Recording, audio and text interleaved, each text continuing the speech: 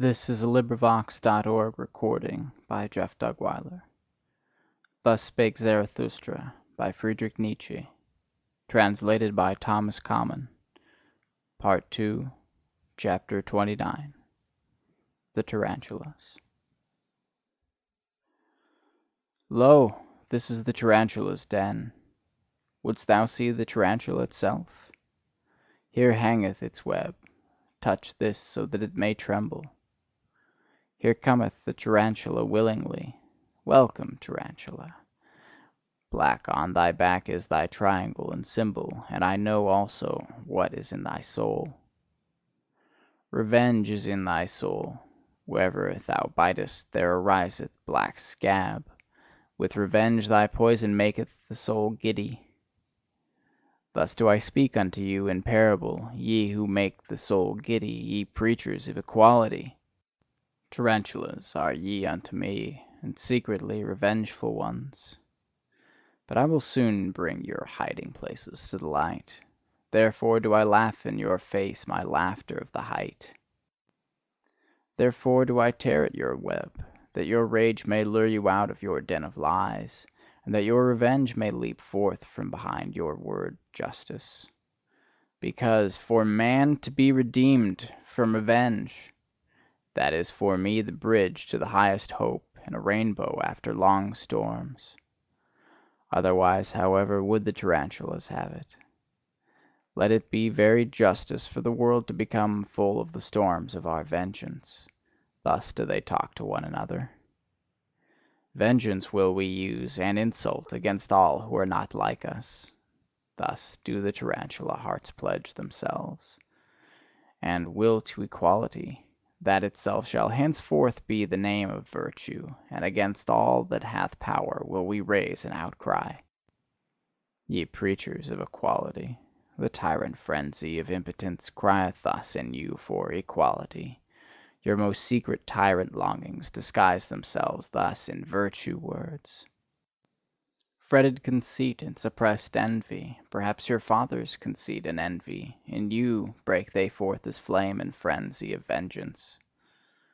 What the father hath hid cometh out in the son, and oft have I found in the son the father's revealed secret. Inspired ones they resemble, but it is not the heart that inspireth them, but vengeance. And when they become subtle and cold, it is not spirit, but envy that maketh them so. Their jealousy leadeth them also into thinkers' paths, and this is the sign of their jealousy: they always go too far, so that their fatigue hath at last to go to sleep on the snow. In all their lamentations soundeth vengeance, in all their eulogies is maleficence, and being judged seemeth to them bliss. But thus do I counsel you, my friends, distrust all in whom the impulse to punish is powerful. They are people of bad race and lineage. Out of their countenances peer the hangman and the sleuth-hound. Distrust all those who talk much of their justice. Verily, in their souls not only honey is lacking. And when they call themselves the good and just, forget not that for them to be Pharisees nothing is lacking but power. My friends, I will not be mixed up and confounded with others. There are those who preach my doctrine of life, and are at the same time preachers of equality, and tarantulas. That they speak in favour of life, though they sit in their den, these poisoned spiders, and withdrawn from life, is because they would thereby do injury. To those would they thereby do injury who have power at present, for with those the preaching of death is still most at home. Were it otherwise, then would the tarantulas teach otherwise, and they themselves were formerly the best world maligners and heretic burners. With these preachers of equality will I not be mixed up and confounded. For thus speaketh justice unto me: men are not equal, and neither shall they become so. What would be my love to the Superman if I spake otherwise? On 1,000 bridges and piers shall they throng to the future, and always shall there be more war and inequality among them. Thus doth my great love make me speak. Inventors of figures and phantoms shall they be in their hostilities, and with those figures and phantoms shall they yet fight with each other the supreme fight. Good and evil, and rich and poor, and high and low, and all names of values, weapons shall they be, and sounding signs, that life must again and again surpass itself.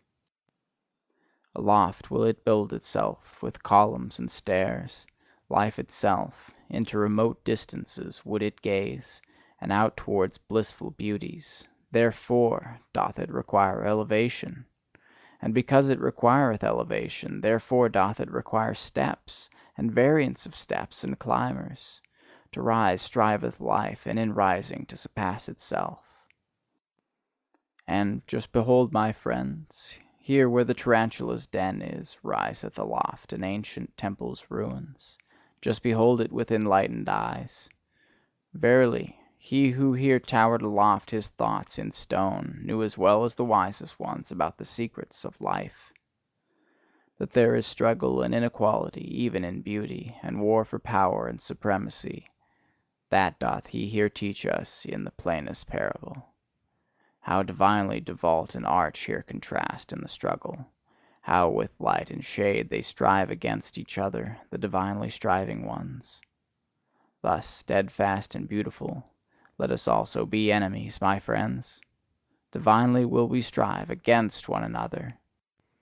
Alas, there hath the tarantula bit me myself, mine old enemy. Divinely steadfast and beautiful, it hath bit me on the finger.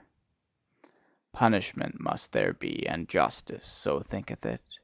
Not gratuitously shall here he sing songs in honour of enmity. Yea, it hath revenged itself, and alas, now it will make my soul also dizzy with revenge.